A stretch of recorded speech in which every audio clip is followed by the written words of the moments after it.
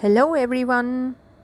A story a day में आज हम सुनेंगे द मोस्ट फेमस अकबर और बीरबल की एक मज़ेदार सी कहानी जिसका नाम है बीरबल पहुँचे बर्मा। बीरबल की हाजिर जवाबी तथा विद्वता ने उन्हें अकबर के दरबार में सबका चहेता बना दिया था। बादशाह अकबर उन पर सबसे अधिक भरोसा करते थे और हमेशा उन पर कीमती उपहारों की वर्षा करते रहते थे। परंतु कुछ दरबारी बीरबल से जलते थे और उन्हें उनके पद से हटाना चाहते थे। हुसैन खान भी उनमें से एक था। वह अकबर का बहनोई था। बहनोई मतलब अकबर की पत्नी का भाई, और अकबर से बीरबल की नज़दीकी देखकर जलता था। उसे यह बात बिल्कुल अच्छी नहीं लगती थी कि बीरबल को अकबर के दरबार में विशेष स्थान मिला हुआ था, जबकि हुसैन खान को एक साधारण दरबारी का ओहदा हासिल था। एक दिन हुसैन बेगम के पास मदद मांगने गया। उसने उनसे कहा, प्यारी बहन, मैं काफ़ी तनाव में हूँ। बादशाह के दरबार में मुझे कोई महत्व नहीं दिया जाता, इसलिए लोग मेरी हंसी उड़ाते हैं। बेगम को अपने भाई की हालत पर दया आ गई। वह बोली, मैं तुम्हारी हालत समझ रही हूँ। बताओ कि मैं तुम्हारी कैसे मदद कर सकती हूँ। मैं तुम्हें वचन देती हूँ कि मैं तुम्हारी समस्या सुलझा दूँगी। बहन, हुसैन खान बोला, अगर तुम बादशाह से कहकर मुझे एक मंत्री का स्थान दिलवा दो तो यही बहुत होगा। मैं बादशाह को तुम्हारे नाम का सुझाव दूंगी, ज़रूर दूंगी। मैं तुम्हें विश्वास दिलाती हूँ कि वे मेरी बात टालेंगे नहीं। बेगम ने कहा, तुम कौन से मंत्री का पद लेना चाहते हो? हुसैन खान बहुत चालाक आदमी था। वह बोला, अकबर के दरबार में बीरबल का पद लेना चाहता हूँ। यह सुनकर बेगम हैरान रह गईं।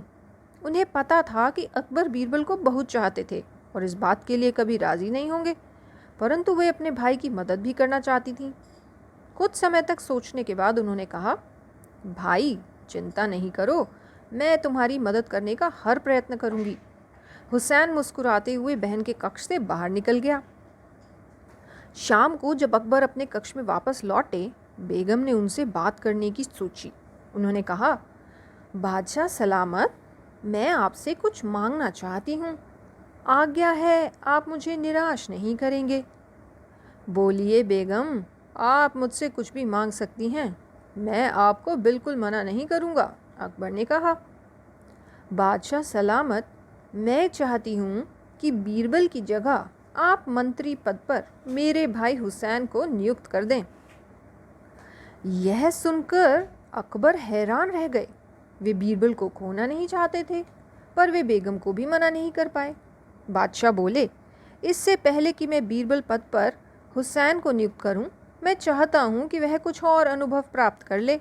यह कहकर वह सोने चले गए। अगले दिन अकबर ने बीरबल तथा हुसैन खान को अपने दरबार में बुलाया। उन्होंने दोनों को एक सीलबंद पत्र दिया और कहा, हुसैन खान, तुम्हें बीरबल के साथ बर्मा जाना है और जल्द से जल्द यह पत्र वहाँ के राजा तक पहुँचाना है। किसी भी कीमत पर तुम यह पत्र खोलना नहीं। बीरबल तथा हुसैन खान फौरन बर्मा के लिए रवाना हो गए। उन्होंने बर्मा के राजा तक वह पत्र पहुँचा दिया। जब राजा ने यह पत्र पढ़ा तो वे चिंतित हो उठे। उन्होंने अपने संतरी को निर्देश दिया कि उन दोनों अतिथियों को अतिथि कक्ष में ले जाया जाए और उन पर कड़ी नज़र रखी जाए। बीरबल समझ गए कि दाल में कुछ काला है। उन्होंने हुसैन खान को समझाया कि राजा जो कुछ भी कहेंगे उनकी हाँ में हाँ मिलाते रहो।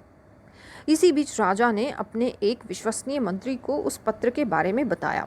उन्होंने कहा, हिंदुस्तान के बादशाह ने उन दोनों दूतों को पूर्णमासी की रात को फांसी पर लटकाने को कहा है। मुझे समझ नहीं आ रहा कि उन्होंने इनको यहाँ क्यों भेजा। वे इन्हें अपने देश में भी तो फांसी चढ़ा सकते थे। मंत्री ने जवाब दिया, हो सकता है कि बादशाह अपने देश में यह बात किसी को बताना नहीं चाहते हों, परंतु यदि बादशाह के उत्तराधिकारी बदला लेने के लिए हम पर हमला कर दें तो हमें उन दोनों दूतों को इस बारे में बता देना चाहिए और फिर देखना चाहिए कि उन पर क्या असर होता है। मंत्री तुरंत बीरबल तथा हुसैन के पास गया और उनको बताया, आपके बादशाह चाहते हैं कि पूर्णमासी की रात को आप दोनों को फांसी पर चढ़ा दिया जाए। बीरबल को पहले ही पता चल गया था कि दाल में कुछ काला है। उसने अपने व्यवहार को सामान्य रखते हुए कहा, कृपया आप बादशाह की आज्ञा का पालन करें। हुसैन खान ने भी सामान्य व्यवहार किया। हाँ, आपको ज़रूर आदेश का पालन करना चाहिए। उनका व्यवहार इतना सामान्य देखकर मंत्री को आश्चर्य हुआ। उसने अपने राजा के पास जाकर इस बारे में बताया। राजा को कुछ संदेह हुआ, परंतु उसने पूर्णिमा की रात आने तक की प्रतीक्षा करने की सोची। इस बीच बीरबल ने एक योजना बनाई और हुसैन खान से कहा, अगर तुम मृत्यु से बचना चाहते हो तो जैसा मैं कहूँ वैसा ही करो। पूर्णिमा की रात यह जिद करना कि तुम पहले सूली पर चढ़ना चाहते हो, बाकी सब मैं संभाल लूँगा। हुसैन खान को उसकी बात माननी पड़ी क्योंकि वह मरना नहीं चाहता था। पूर्णिमा की रात को बीरबल तथा हुसैन राजा के पास ले जाए गए। राजा ने उनसे पूछा, महाशयों, बताइए आप लोगों की अंतिम इच्छाएं क्या हैं? बादशाह सलामत, पहले मुझे फांसी पर चढ़ाया जाए क्योंकि मैं बादशाह अकबर के दरबार का मंत्री हूँ, बीरबल ने उत्तर दिया।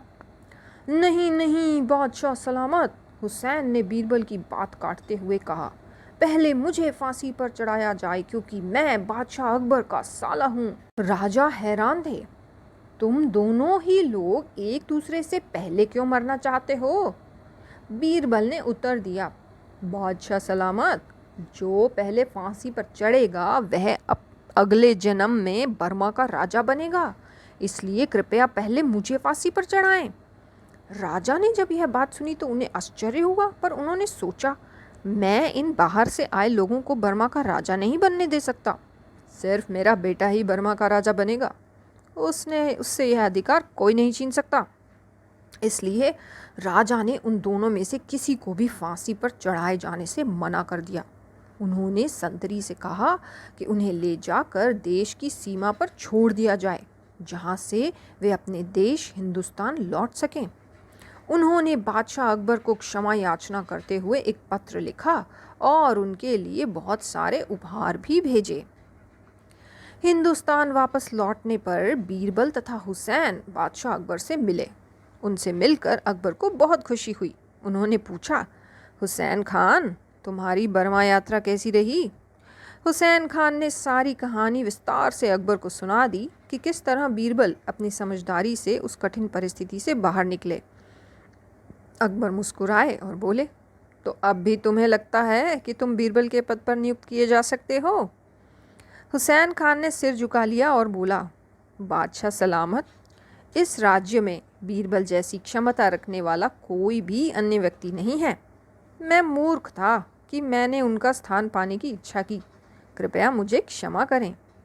अकबर बहुत खुश हुए कि हुसैन खान को अपनी गलती पता चल गई। उन्होंने बीरबल को उनकी समझदारी तथा हाजिर बुद्धि के लिए पुरस्कार दिया। तो देखा बच्चों आपने, बीरबल ने अपनी समझदारी से न केवल अपनी बल्कि हुसैन खान की भी जान बचाई, उस व्यक्ति की जो उनसे कितनी नफरत करता था। चलिए आज के लिए इतना ही, फिर मिलेंगे अगली कहानी में। धन्यवाद।